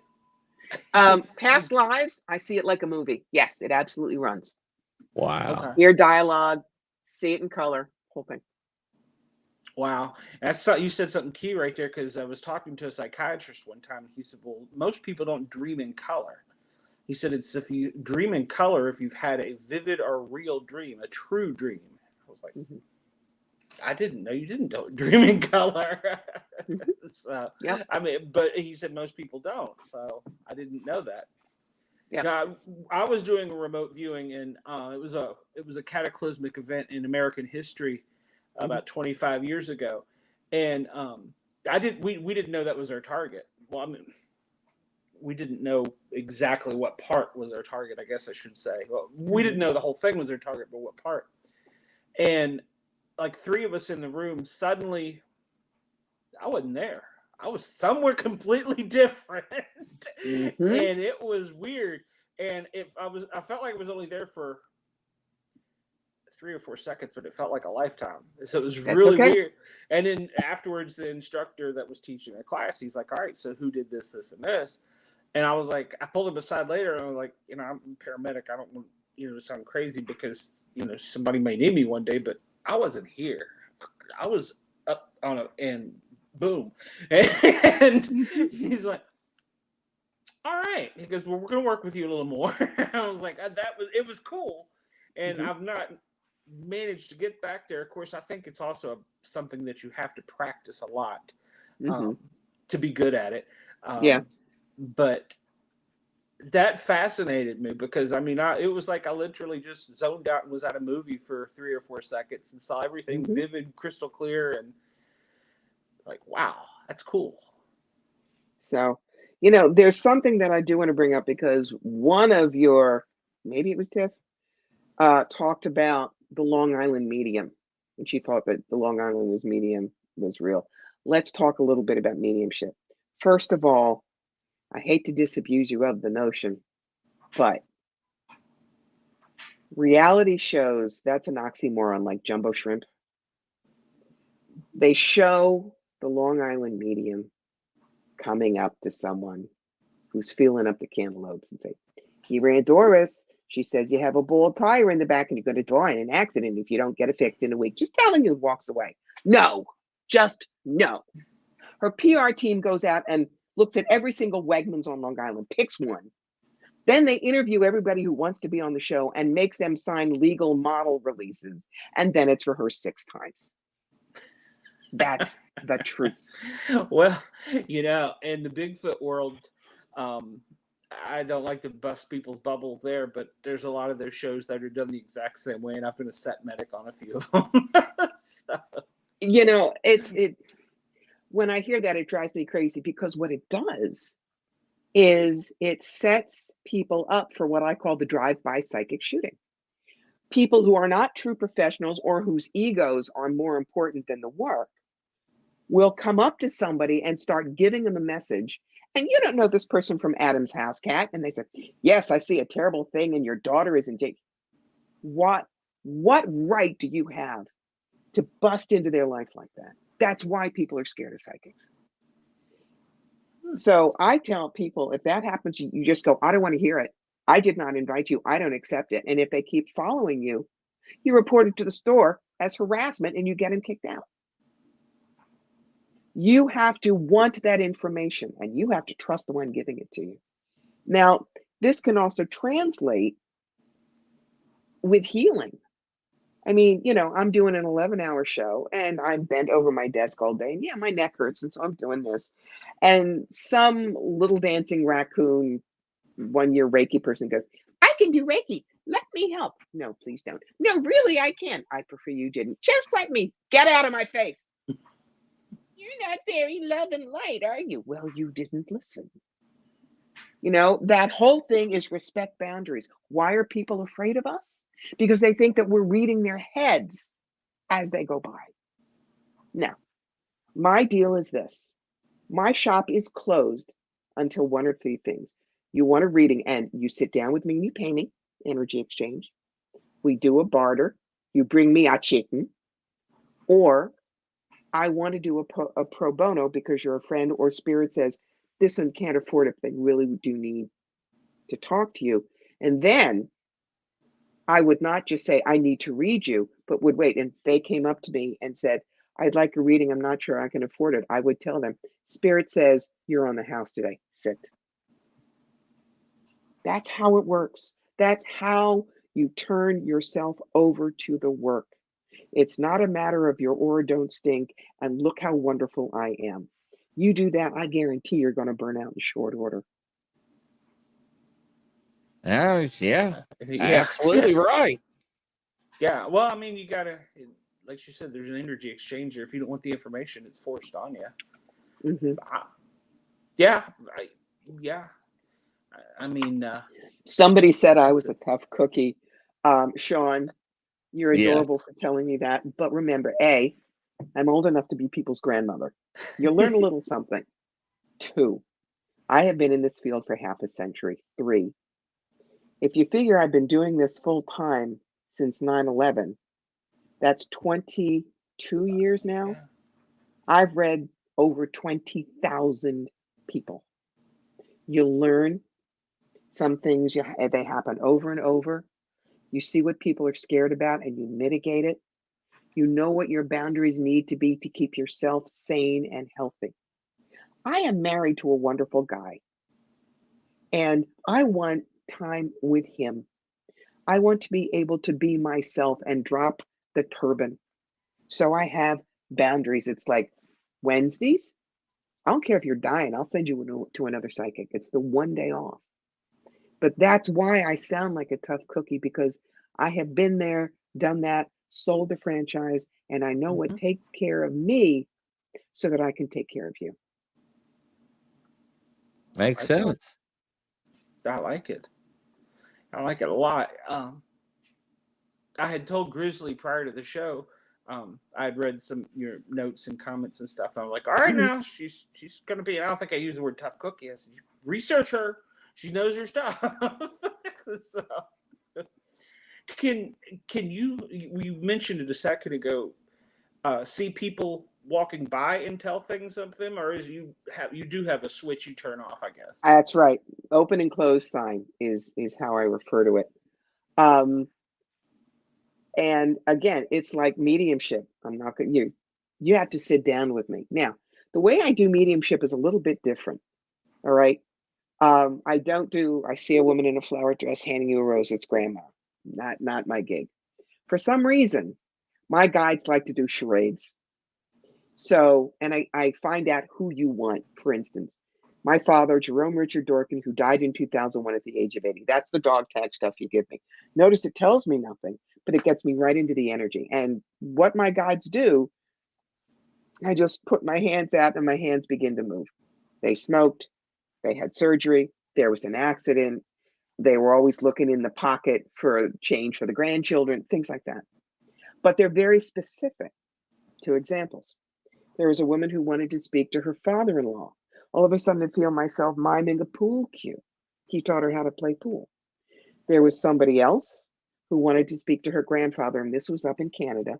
And all of a sudden, I feel my hand do this. Now, American salute, palm down. Brits and Canadians, palm out. What the grandfather was doing was acknowledging that 2 weeks before she had graduated from the Royal Canadian Mounted Police Academy, and he was congratulating her. Oh, That's not wow. it's a rose, it's your grandmother. Now, am I always that good? Shit, I wish I were. No, I'm not dial-a-dead. If Aunt Rose is on a field trip, she won't be by the phone. But that's the kind of stuff that I want. Now, why won't I do it live? Now, I have a PG version and an R version. Which version would you like? I'm all in for R. Okay. I've already cussed today, so why not? All right. This was in upstate New York many years ago. There was a biracial same-gender couple. The black partner had died and her white widow wanted to speak to her. Now, look at this face.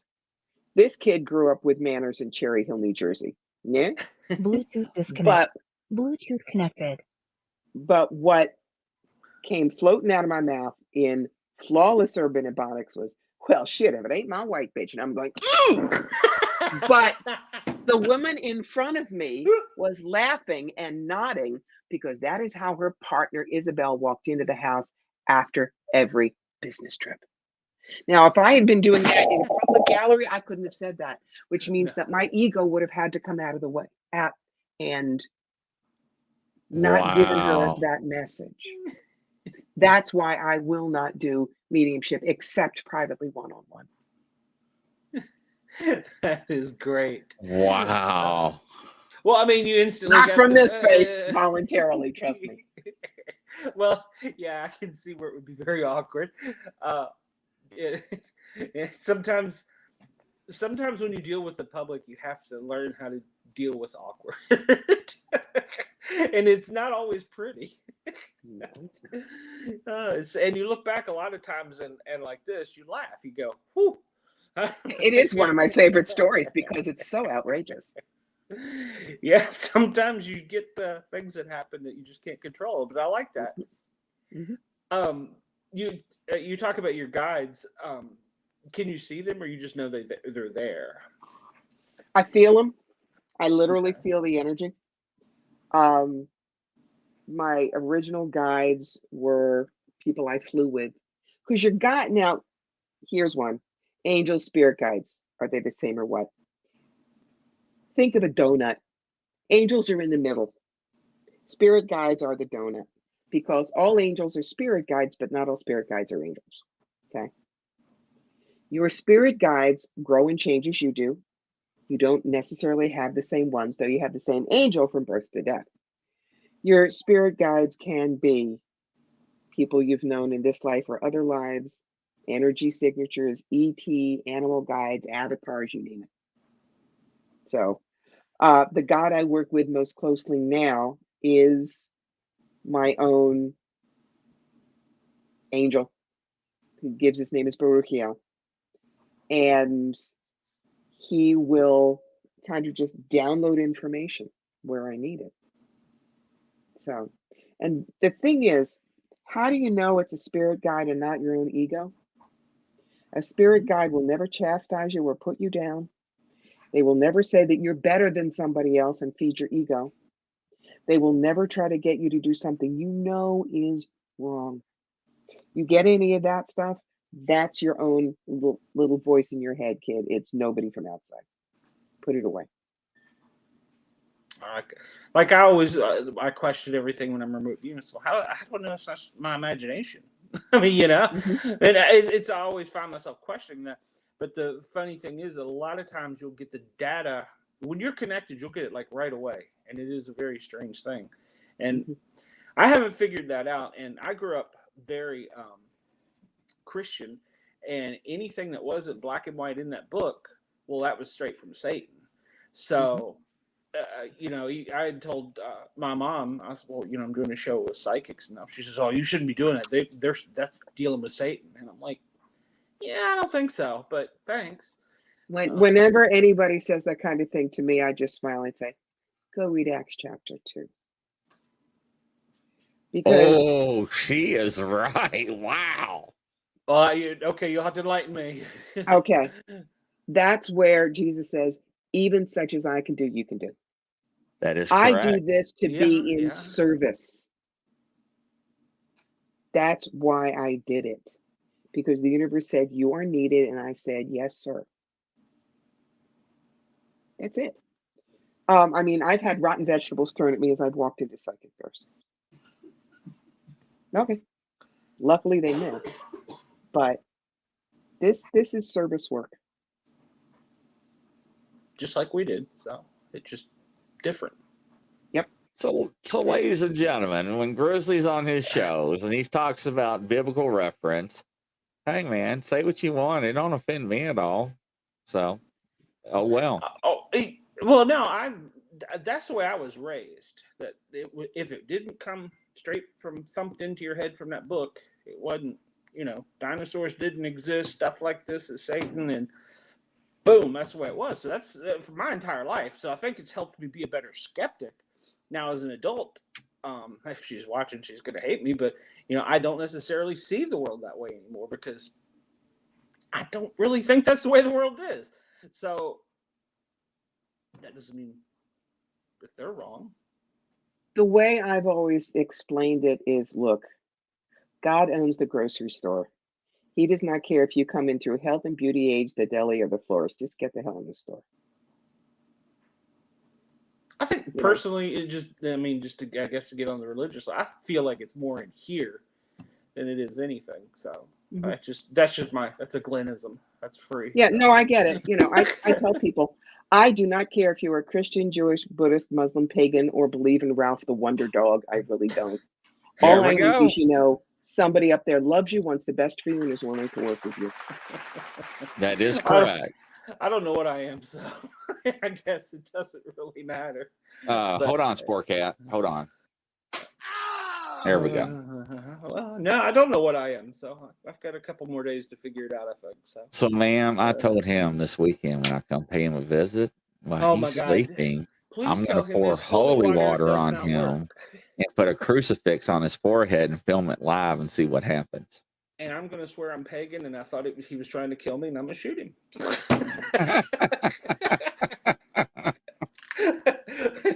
I thought she was reaching for her deck. Gotta go. Yeah, I did too. No. I did too. As they say in the Broadway show 1776, New York abstains courteously. Yeah, this ain't going to go well, fellas. I see the police in your future. Yeah, I really thought she was reaching for a deck, and man, my heart just like dropped. I was like, oh, I'm not expecting this. So yeah, that's funny. I was like, yep, this ain't gonna go. We argue and fight. I think that's part of what makes our show better, but we do really like each other. Yeah, we really do, man. He's helped me through some rough times, and I think we help each other. And I listen to him whine, he listens to me bitch. It's kind of a relationship. It's like marriage. Yeah. I have to give him a lot of cheese a lot, though. And I'm like, I'm the one, the wine drinker. I'm the one supposed to have the cheese, so. Lord, she's over here doing couples counseling. Which I do. She's probably thinking, these two are absolutely nuts. Let me tell you something. There's probably nothing she has not encountered, witnessed, spoke about, dealt with. I mean, I can already tell. I mean, I can tell the first 5 minutes in. So we also deal, in public safety, we see bad stuff. So I try not to dwell on that. I like to keep the show light. There is a lot of bad stuff out there. But we also like to talk about like a lot of the paranormal stuff where I'm also still a skeptic. Of course, I've had more adventures out in the woods with big hairy creatures than I have anything else. I did grow up in a haunted house. which was not fun. And I think I've had some encounters with ET. So all of that has led me to believe that there's more out there than we know about. And one of our remote viewer instructors was telling us, he said, well, that's because we're not, I don't remember if he used the right plane, level, dimension. We're not in the same place as that. So what is your thoughts and feelings on all that, having seen so many things, I'm sure? We are little dust motes on a dust mote planet flung at the butt end of a middling galaxy. And we're supposed to think we're the only intelligent life in the universe? Oh, get a clue. There is more out there, Horatio, than you have any idea of. There will be other universes. There will be parallels. There will be creatures that are on different vibes than we are. And we will never, people say, oh, you've been doing this for so long, you must know so much. Look, we humans have little pea brains. And to expect us to really understand the entire universe is like walking an ant into a calculus class.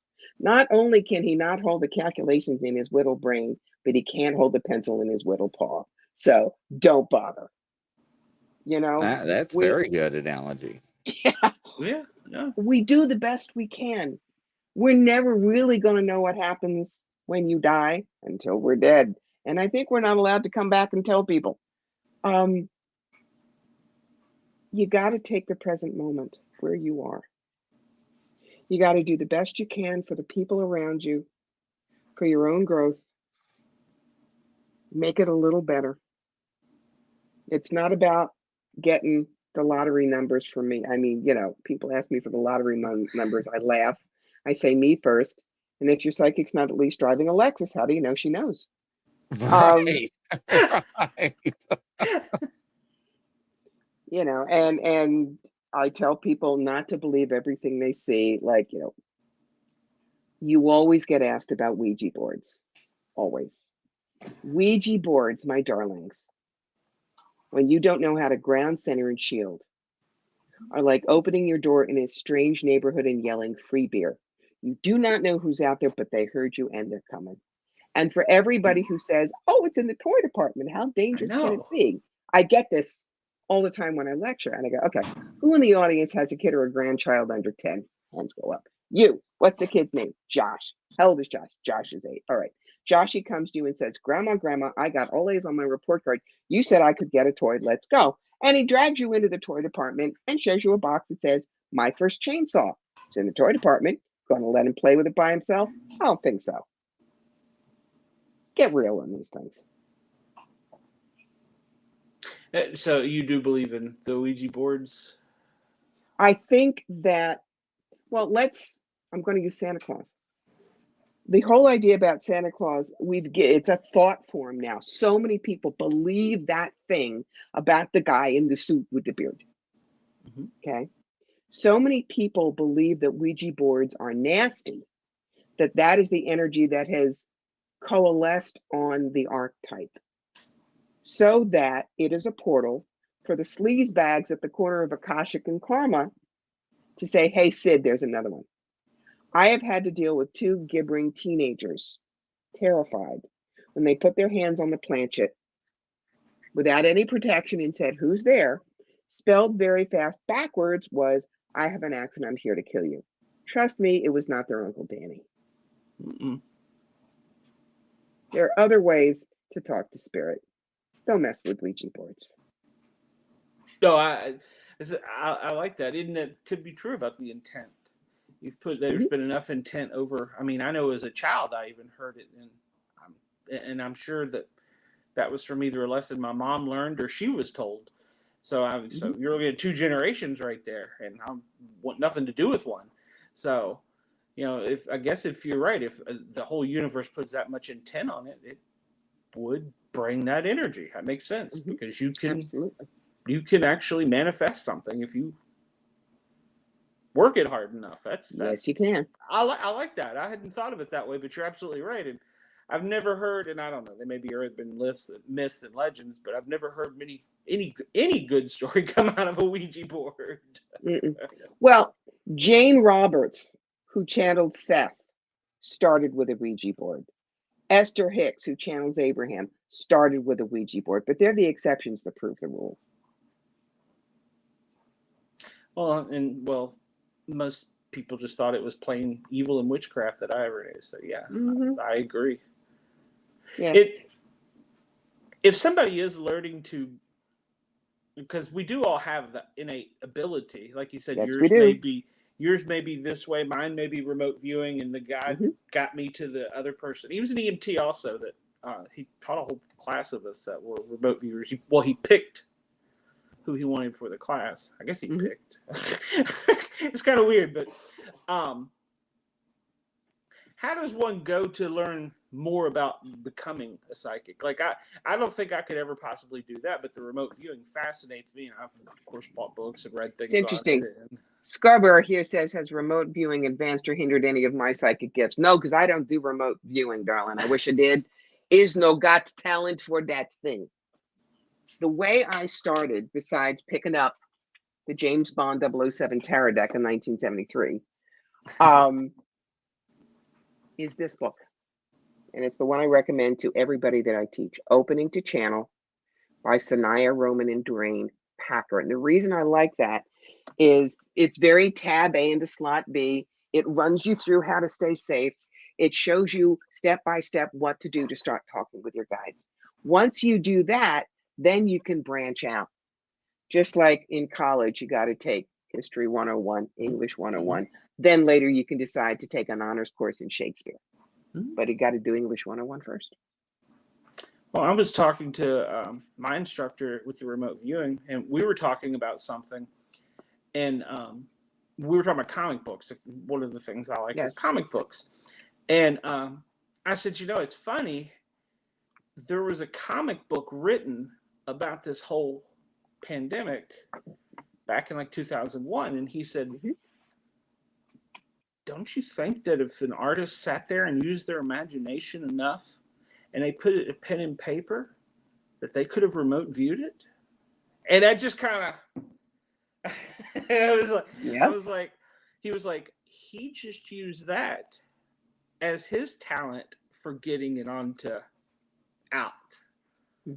And I was fascinated because he's like, well, what, don't you think some of these artistic people that, you see people that say, oh, well, there's a book about this. Well, these people are creative and they go to the Matrix to get their information too. Because he was writing a novel at the time.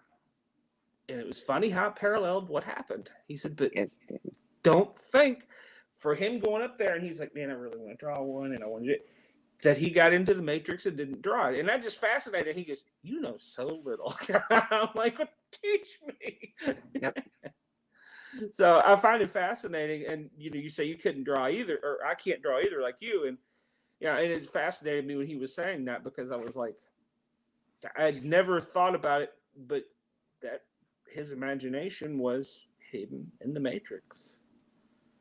And he said, I was talking to somebody last night, actually. I was talking to actors that sometimes that if you see someone who has acted and played out their part and they're just very passionate and very into it, it could have been one of their past lives. I found that fascinating. I never thought about that, because you'll occasionally find actors that will do that, or that will have that.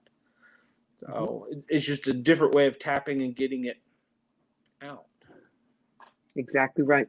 Exactly right. Other thing about the Matrix, unlike my iPad here, it's almost instantaneously. That's amazing. It's amazing. My computer was like sitting there drawing circles. It's time is a human construct. So when you're stepping out of typical human abilities, why should there be time involved? That's true. It makes you feel uncomfortable when you do get into that little zone. It's free fall. It is absolute free fall. Nothing that you understand from your day-to-day life works there. Our day-to-day life is just normal to us.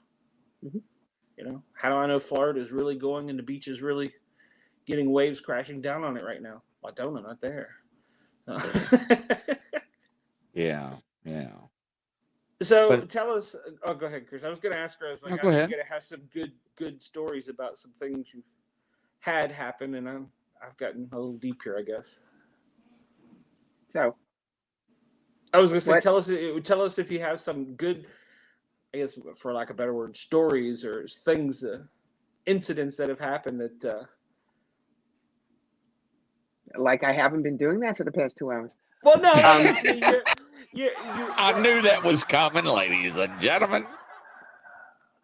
I know. Yes, you have, but I mean, I don't know. I don't know. Go ahead. I'm just gonna shut up. Grizzly, you had a question. No, I just wanted to let her. She is so on point and she's so great. I don't have to sit there and go, well, it could be this, could be that. I mean, no, I'm just very thankful that she, allowed us to have her on the show. I really am very thankful. Yes. Special talent as yours is very hard to find, and honesty is hard to find, and being truthful with the experience like yours is hard to find. And he tries to bring the best of the guests on our show, but we want people to realize everybody does have a story. And we love when people like you come on the show and be like, look, ladies and gentlemen, this is how it works. And because people are always in this category is like, for $500, I get rid of this curse. And I hate hearing that. And people fall for it. I refer to those as Madam Hoo-Ha or Swami Swami. Right. Yeah. Can you get a generation? Is there such thing as a generational curse? Is that a real thing? A lot of people have come to me about that. I'm not sure on my belief level about that. But I'm not going to say it doesn't exist just because I haven't done the deep dish research. So I'd be talking out of my hat. Well, I had somebody in the legal world tell me, goes, well, that's why you'll hear them say they've got 5 life sentences. That, I guess, back in history, they said it's going to carry on. And I was like, well, what did I do? So that's my free will. But ladies and gentlemen, that is Corby, and thank you again for coming on the show. Greatly appreciate your time. I know it's very valuable, so thank you so much. It's an honor. It really was. Yes, it's an honor. And I apologize because nothing is right. I'm supposed to be in Atlanta right now. Please, no apology necessary, guys. I have done over 400 podcasts in the past few years. And anytime somebody invites me to someplace where I can gleefully shoot my mouth off for an hour or so, I'm real happy. We don't have a problem. Oh, I tell you what, anytime you want to shoot that off, you're more than welcome to come back. No hesitation. Really kind. Thank you. Yes, no hesitation at all. Yeah.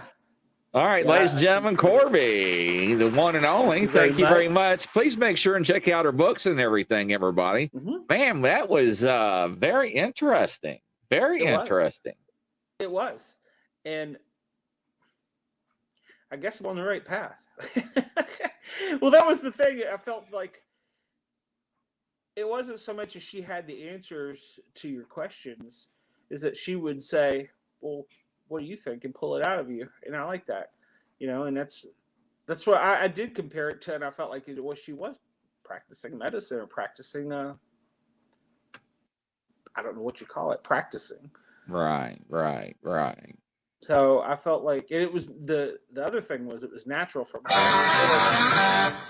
Whoa. That was loud. Probably can't even hear me over that. No. That's probably what you wanted. All right, ladies and gentlemen. So Glenn asked a question. Oh, you're welcome, Carvey. Anytime you want to come back. So Glenn, talk to me about what you sent to me. No, ladies and gentlemen. Wait, did you show that to Corby, by the way? No, I actually got an answer. So let them know. Well, you didn't ask me to. I don't do things without for people. I'm like That her. is not true. That is not true. But go ahead. We'll So, argue off the air. so let them know what happened the other night on the show and tell them what you sent me, and I'm going to answer it for you. Let me see how it was worded. I asked, it's Kelly Joe. Right, about the guides, because even tonight I asked about the guides. Do I have them? Does everybody have them? How's that work? Heck, I should have thought to ask Corby, how does prayer work? You think it and say it in here, and then it shoots magically and mysteriously up to there. I don't even know if you get an answer. But at any rate, I should have asked her that. Now, see, there was a question I should have asked her. I'll email her. So I asked about the guides. It was Kat. No, it was Kat. Let me back up. And she said I had many guides, and that there was a big one, and that she, of course, Kat and I have gotten to a different level in our relationship because we've communicated email back and forth for about 2 months now.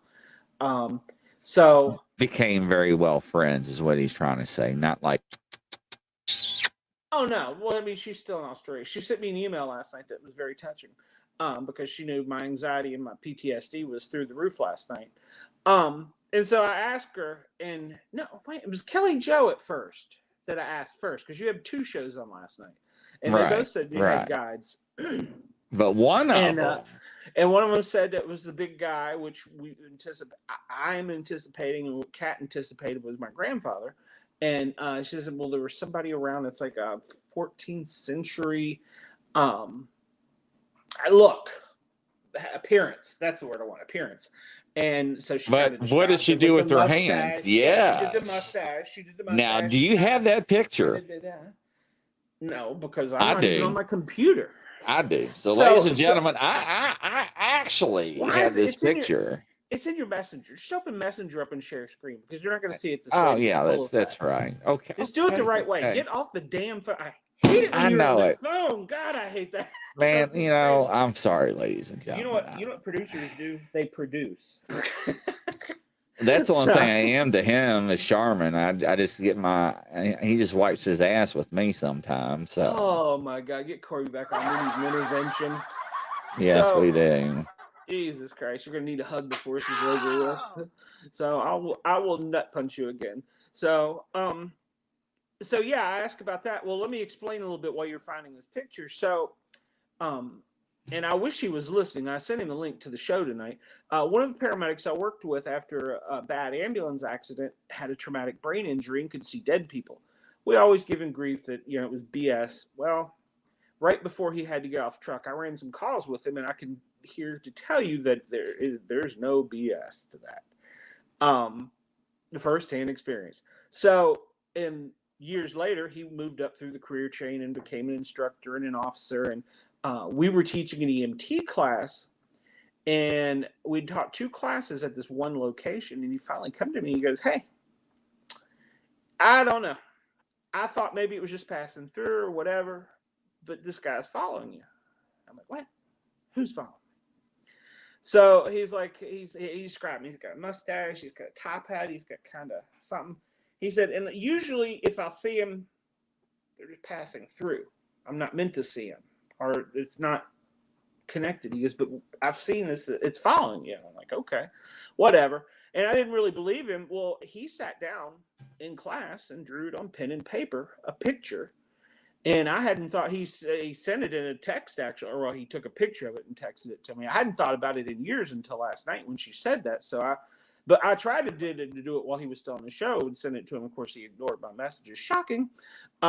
So I sent him the picture. Oh, we're in the vortex there. Good God, there's 12 of me. One's bad enough. Yeah. So can you make it full screen? That's the biggest it goes. Okay, so that's the picture. Joe, if you're listening, that is the picture you drew me. I wish he was listening. So that was the picture he drew and sent to me. So I sent it to you last night, and I said, "Tell me, that guy's got a mustache and kind of 14th century." So he sent that to me, ladies and gentlemen, and said, "Hey, do me a favor, forward that to her, and just say, is this the guy?" So immediately after our show, she has a tea party show, right? And of course, I got preoccupied with another guest after hours. Well, that doesn't sound appropriate. So yeah. Of course, you ignored your partner. So, That's right. Of course. well, I got so much yeah. paranormal activity going on in the studio. But anyways, this morning I got up, and the response was, yes, ... I was like, wow. So there's your answer. So now I got to determine who this guy is. Yeah. Don't you have that, what you call it, where you do the ancestry background, where you can trace your family tree and stuff? Well, yeah, but I don't think it would tell me that. But okay. So who is that guy? Yeah. Is he connected? Well, That's you know, wild. and that was another question I meant to ask her. We were talking about reincarnations. Can you come back as a dog, a tree, fish? I don't know. I always want to come back as a bird.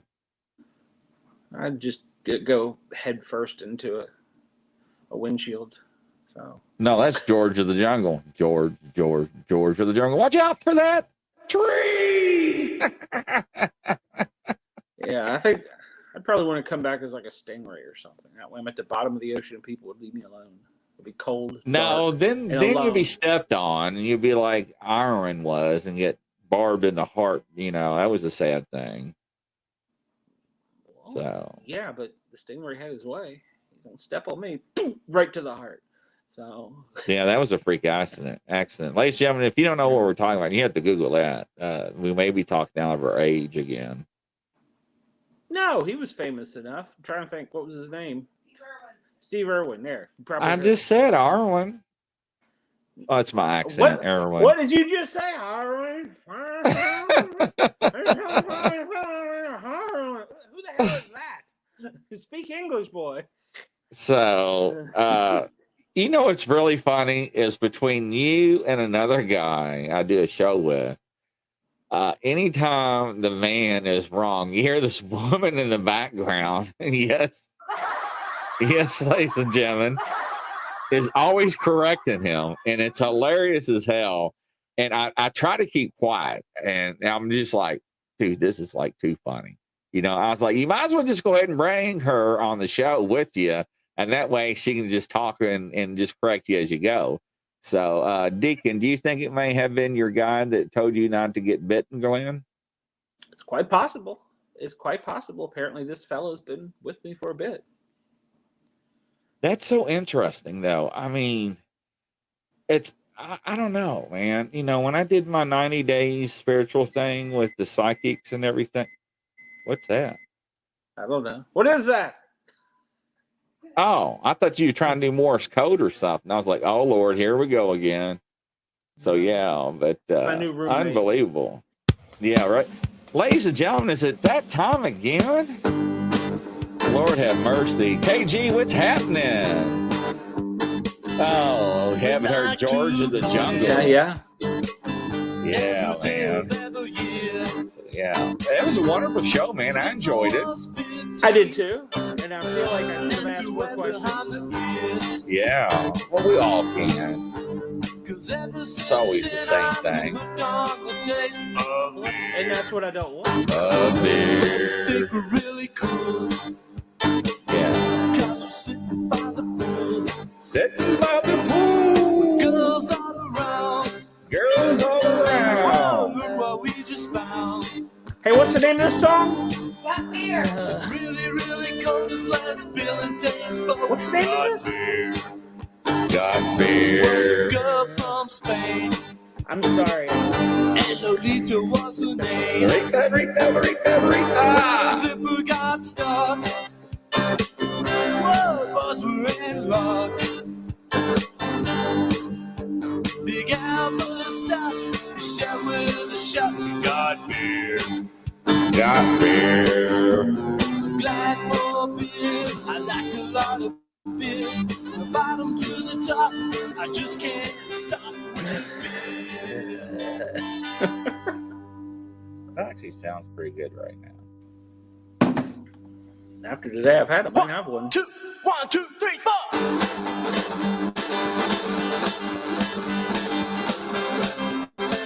Thank you. I'm glad Thank that you, Deacon. we pulled it out by our britches.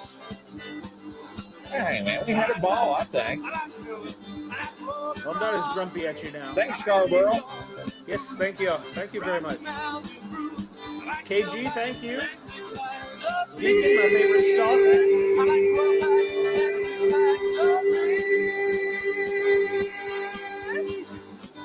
All right, ladies and gentlemen, thank you from coast to coast and around the world. We'll see you next Wednesday at 9 p.m. Eastern Time. Good night, ladies and gentlemen. Like they say back at old Mexico City, AMF. Oh, we. I don't. That's not Mexico City. No, I mean,